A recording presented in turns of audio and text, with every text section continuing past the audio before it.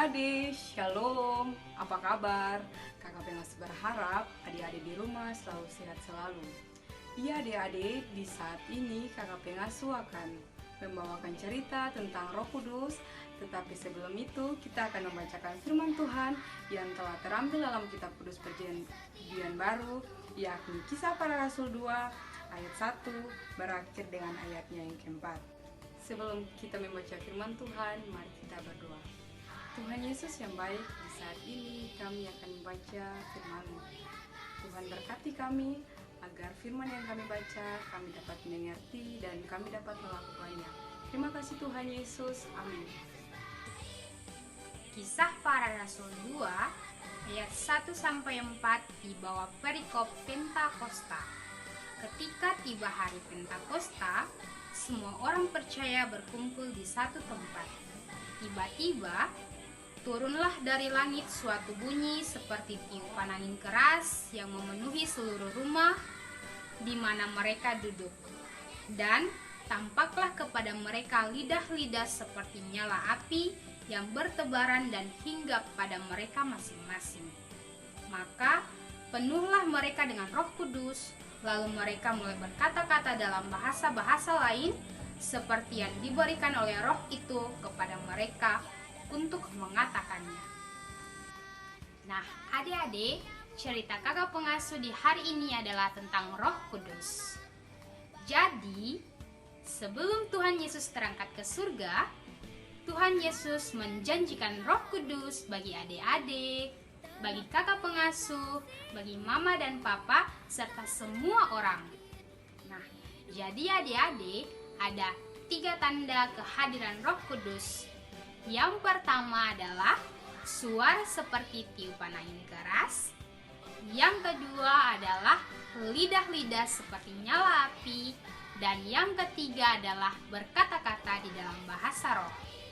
Jadi adik-adik, Roh Kudus itu sangat berperan penting bagi kita semua. Roh Kudus itu sangat bermanfaat bagi adik-adik, bagi kakak pengasuh, dan bagi semua orang. Nah adik-adik, ini adalah contohnya. Yang pertama, Roh Kudus adalah penghibur. Jadi, misalnya kalau misalnya adik-adik dalam keadaan sedih, dalam keadaan duka cita, di situ Roh Kudus berperan penting untuk menjadi penghibur bagi adik-adik. Jadi yang tadinya adik-adik merasa sedih, adik-adik akan kembali semangat untuk menjalani aktivitas kembali. Yang kedua, Roh Kudus adalah penolong.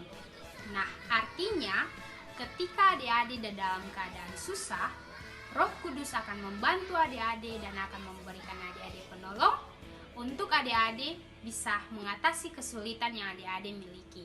Misalnya, kalau misalnya adik-adik punya teman yang tidak memiliki pensil untuk menulis, nah, di situ Roh Kudus akan bekerja dalam diri adik-adik agar adik-adik memberikan pensil kepada teman yang satunya agar dia bisa menulis. Yang ketiga, Roh Kudus sebagai penguat. Jadi adik-adik, Roh Kudus akan memberikan kekuatan kepada adik-adik di saat adik-adik sakit misalnya.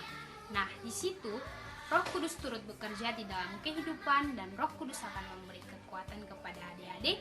Jadi yang tadinya adik-adik sakit, tidak bisa pergi ke sekolah, tidak bisa bermain dengan teman-teman, di situ Roh Kudus akan bekerja. Roh Kudus akan menguatkan diri adik-adik supaya adik-adik kembali sehat dan pulih agar bisa kembali bersekolah dan berkumpul bersama teman-teman.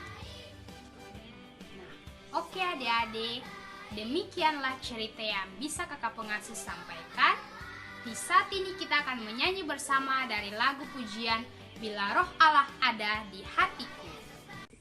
1, 2, 3. Bila Roh Allah ada di hatiku, ku kan menari seperti Daud menari. Bila Roh Allah ada di hatiku, ku kan menari seperti Daud menari. Ku kan menari, ku kan menari, ku kan menari seperti Daud menari. Ku kan menari, ku kan menari, ku kan menari seperti Daud menari. Iya adik-adik, sebelum kita berdoa, kakak pengasuh minta adik-adik semua tenang, Lipat tangan, tutup mata, dan kita berdoa. Mari kita berdoa. Tuhan Yesus yang baik, terima kasih karena kami telah selesai belajar tentang Roh Kudus.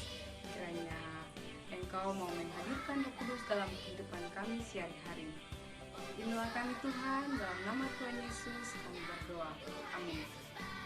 Tuhan Yesus memberkati kita semua. Shalom.